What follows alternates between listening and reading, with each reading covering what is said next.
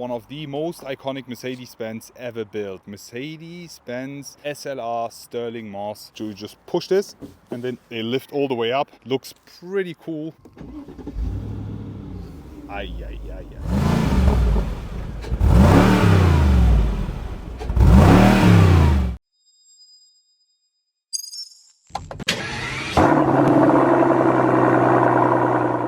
Hello guys, I am back today welcoming you all with this. Right in front of us, ladies and gentlemen, we have one of the most iconic Mercedes-Benz ever built. This, ladies and gentlemen, is the iconic Mercedes-Benz SLR Stirling Moss, which they have built in cooperation with McLaren. As you guys know, Mercedes and McLaren, back then, they built a car together, which was the SLR, one of the most iconic Mercedes of all time, in my opinion. A collaboration that nowadays is unthinkable of, but back then it was, and they built an SLR, and on base of the SLR they gave us the SLR 722, the 722S, which were highly limited. Just to top it off and finish it off with an amazing cooperation, they have given us this here. This is the SLR Stirling Moss. In today's video I want to tell you everything you need to know about the car. Will give you quite a lot of details, a lot of highlights. We will be jumping inside. We will be also doing a sound check for you, listening to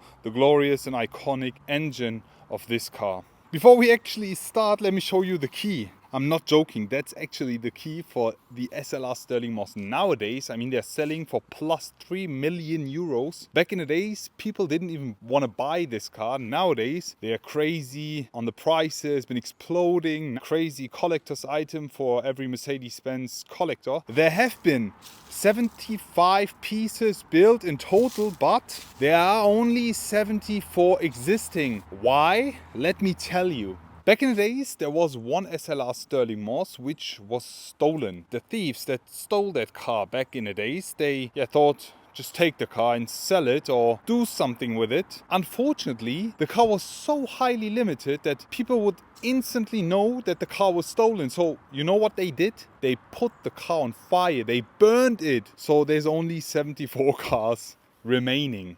I hope 74 cars. I really hope that there were not even more burnt down. So why is this car called the SLR Stirling Moss? Sir Stirling Moss, one of the biggest Mercedes icons and legends, former F1 driver. Back in the days, that guy was a menace to racing and motorsports, especially back in 1955 when that guy, Sir Stirling Moss, won the rally in Italy with the 300 SLR with an average speed of, guys, 157 kph. Nowadays, even unthinkable of, but he did that in 1955. Let me show you how the roads in Italy looked like back then. With an average speed of, again, 157 kph. The record time, he said, was around 10 hours and 7 minutes or something. Just let me show you how he looked after the race. Is an icon. And that's why Mercedes has decided to give him this car here as a homage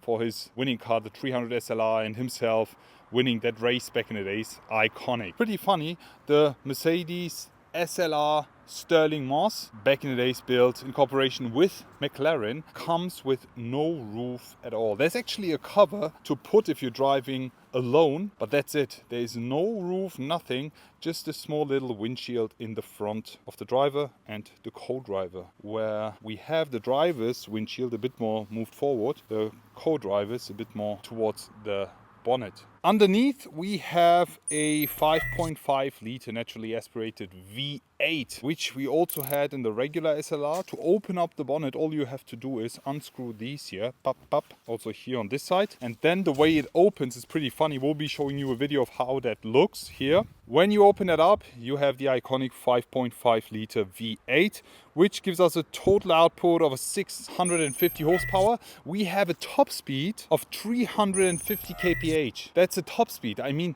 I don't really think that anyone actually tried to hit that, because when driving it, just imagine, even driving just 50 kph with this little windshield, you have to wear a helmet. Always wear whatever, a head cover, a cap and glasses. You have to, just for your own protection sometimes of the wind, of a lot of things just flying towards you. That's why the car remains a collector's item.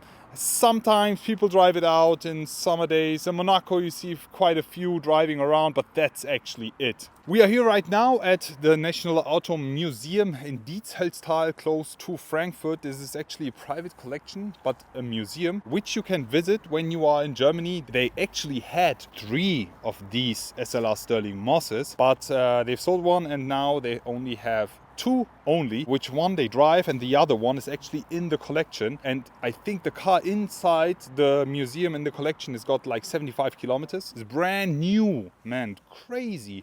But this car, as you can see on all these stickers, SLR Club, driving Mille Miglia in 2011, Mille Miglia in 2014, Stars of Benelux in 2013. It's actually participated in quite a lot of rallies and races, also here, Tour de Provence, Tour de Alps, back in 2013. It's got quite a lot of kilometers, and that's something I really love to see. Someone actually driving this car is just iconic. Something that I love about the SLR Stirling Moss in general is that the car has been completely changed. When you compare the AMG Pure Speed, the successor of this car here, it was built on base of the SL63. However, they've kept the headlights and taillights stock. When I asked them why didn't you change them, they said, yeah, it would cost us so much more extra. But back in the days, they didn't think of that. So the SLR Stirling Moss is coming with completely different head and tail lights. Let me show you the headlights. Here you go.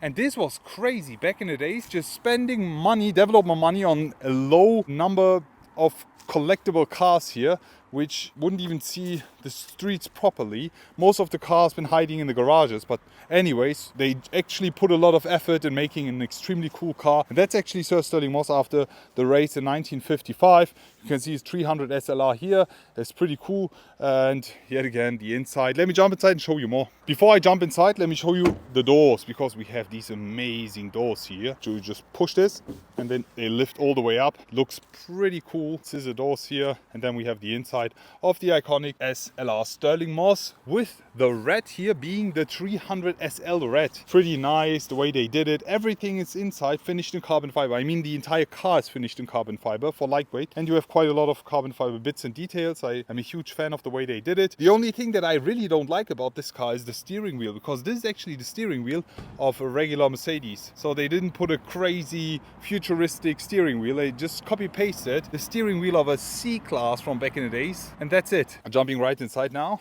Oh, yeah, yeah. Right inside the iconic SLR Stirling Moss. This is the door, and that's how you close it. And when you want to open it up again, you just push that. Lifts all the way up again. Oop, closing the door here. This is the POV view that you have inside this car. Is pretty spacious, to be honest. Yeah, you have no roof at all. You have this small little windshield protecting you somehow. I mean, mostly protecting the steering wheel, to be honest, because you need to wear a helmet. And if you want to start the car, you actually have to put in the key, and you have the start stop button right over here. That's how the key looks like. On the side you have the SLR detail. Here you go. It's pretty nice. And let's put it in. 1, 2. Here you go. And third time. And then to start up the car, all you gotta do is push the brake. 3, 2, 1. Ay, ay, ay, ay, ay.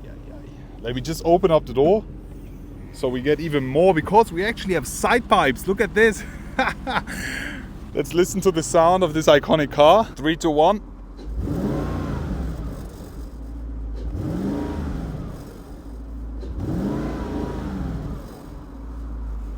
Just look at this.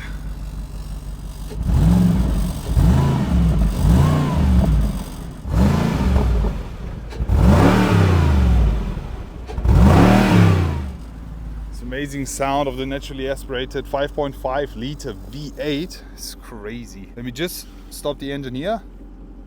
Doesn't work, so you have to turn the key. There you go. Yeah, you have the gear selector here to change the gears, reverse, neutral and drive. We have a handbrake inside. There you go. The seats are full finished in carbon fiber. Bucket seats. It's pretty cool to finish with the leather. It's amazing. But that's almost about it. On the steering wheel, however, you can actually set the rear spoiler. Watch this. Go up and down. It's pretty cool, lovely. Right over here you also have a signature of Sir Stirling Moss, and when I just press this open, you have a bit of storage space and you can open up the trunk, ESP off, and quite a lot more features.